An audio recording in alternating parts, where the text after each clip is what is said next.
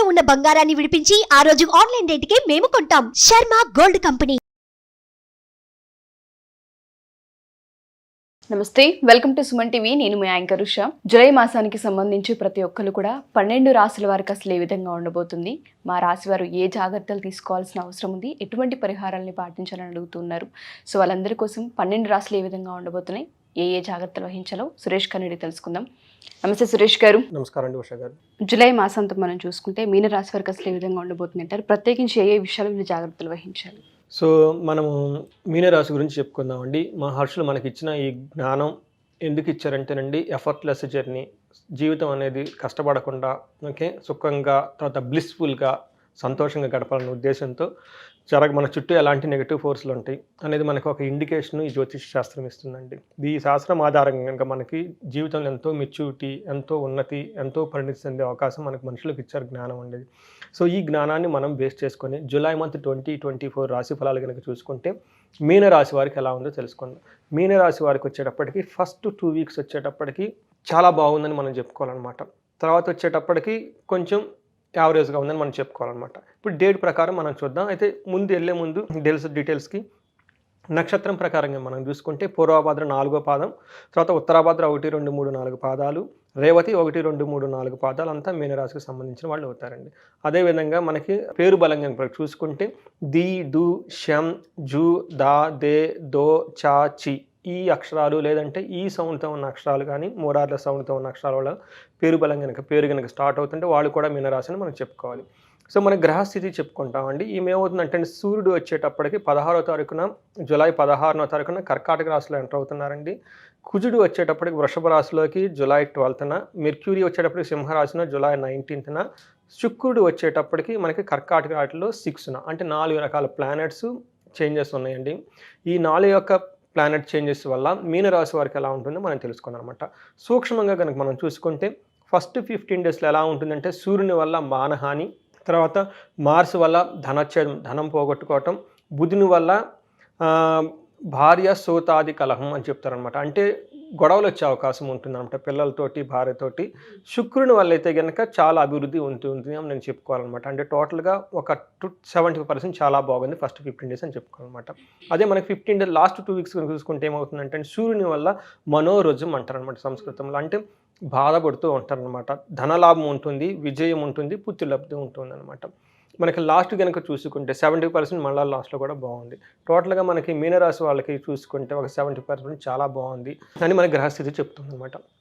అంటే మన డీటెయిల్స్ కనుక చూసుకుంటే ఎలా ఉందనేది, సూర్యుని వల్ల ఏమవుతుందంటేనండి ఫస్ట్ 15 డేస్లో వీళ్ళకి ఇంటిలో ఒక భయంకరమైన వాతావరణం సిచ్యువేషన్ అవుతుంది. సఖ్యత లోకపోవటం ఉంటుంది భార్యాభర్తల మధ్య, భోజన సుఖహాని, భోజనానికి టయానికి చేయకపోవటం, ప్రయాణాలు కనుక ఏదైనా కనుక తలపెట్టుకుంటే విఘ్నాలు వచ్చే అవకాశం ఉంది. కాబట్టి చాలా ప్లానింగ్ చేసుకోండి. ముందు కొంచెం ఆగి ప్లాన్ చేసుకుంటే మంచిది అనమాట. అనారోగ్యం, తర్వాత అప్పుల వాళ్ళ ఒత్తిడి ఎక్కువ ఉంటుందండి. కొంచెం కేర్ఫుల్గా ఉండాలి ఫస్ట్ 2 వీక్స్. తర్వాత సంసారానికి సంబంధించిన, సుఖానికి సంబంధించిన విషయాల్లో కూడా ఇబ్బంది ఏర్పడే అవకాశం ఎక్కువ ఉంది. కాబట్టి అండి లోహమూర్తిగా సూర్యుడు ఉండటం వల్ల అంత అనుకూలమైనది కాదండి. ఆ తర్వాత 5th తర్వాత 16 తర్వాత మూర్తి పోతుంది కాబట్టి కొంచెం ఇంప్రూవ్మెంట్ అయ్యే అవకాశం ఎక్కువ ఉన్నట్టు, అంతకుముందు కాకుండా కొంచెం బెటర్గా అయ్యే సిచ్యువేషన్. ఏ విధంగా బెటర్గా ఉంటుందంటేనండి, స్నేహితుల వల్ల వాళ్ళ ఇబ్బంది అవుతుంది, ధనం ఖర్చు అవుతుంది, బుద్ధి బలం కోల్పోతారు, అశాంతిగా ఉంటుంది, సంతానానికి ఏదైనా ప్రాబ్లం వచ్చే అవకాశం ఎక్కువగా ఉంది, అనారోగ్యంగా ఉంటారు చెప్తారు. అవి మోడరేట్గా ఎఫెక్ట్ అవుతాయి, అంత మరీ సీరియస్గా అయితే ఎఫెక్ట్ అవ్వవు అనమాట. మనకి రెండోది కుజుడు వచ్చేటప్పటికి వీళ్ళకి 12th వరకు కూడాను ఒక మంచి రిజల్ట్ ఇవ్వరండి. ఆ తర్వాత మంచి రిజల్ట్ ఇస్తారు. కాబట్టి అండి ఇది వాళ్ళకి అనుకూలమైన సమయం చెప్పుకోవాలి. అయితే ఫస్ట్ 12 డేస్ వాళ్ళకి ఎలా ఉంటుందంటేనండి, 2వ రాశిలో ఉండటం వల్ల శరీరానికి సంబంధించి బలం తగ్గిపోవటం, మనసులో ఎక్కడో వీళ్ళు బాధపడటం ఉండడం అనమాట. చేపట్టిన పని లేదని అంటే పనులు చెడిపోయే అవకాశం ఎక్కువ ఉందండి.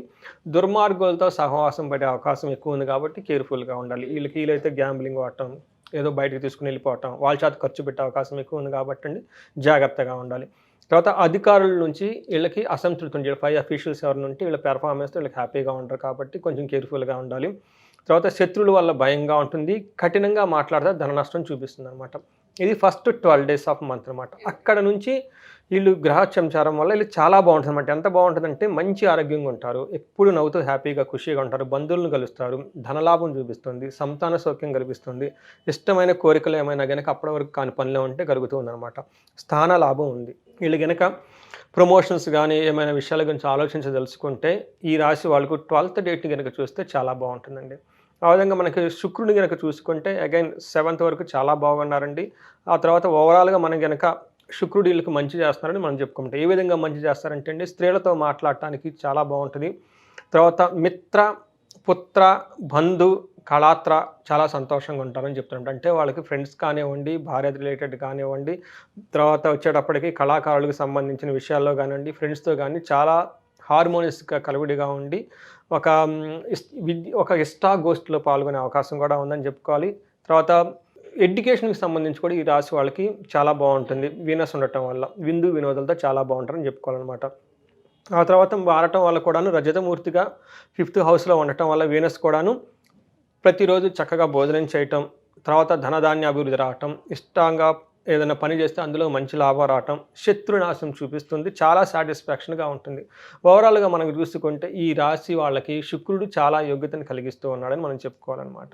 సో ఈ విధంగా మనం చూసుకుంటే మనం ముందు చెప్పుకున్నట్టు వీళ్ళకి 70-75% చాలా బాగుంది. ఇది ఒక మంచి టైం. మీనరాశి వాళ్ళు ఎవరైనా కనుక ఉంటే ఆ ఫస్ట్ ఒక 2-10 డేస్ మాత్రం కొంచెం ఆలోచించి పోస్ట్పోన్ తీసుకుంటే మిగతా అంతా బాగుందని మనం చెప్పుకోవాలన్నమాట.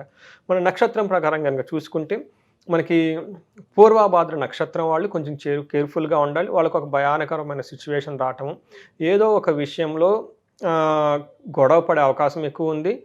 గొడవ పడిన తర్వాత వీళ్ళు లైట్గా ఎక్కడో లాక్ అయిపోతారు. బంధనం అంటారండి. బంధనం అంటే బంధించబట్టం కాదు, అంటే ఏం చేయాలి అనే ఆలోచన లేకుండా ఒక సందిగ్ధమైన టైం అవకాశం ఈ టైం సూచిస్తుంది వాళ్ళకి.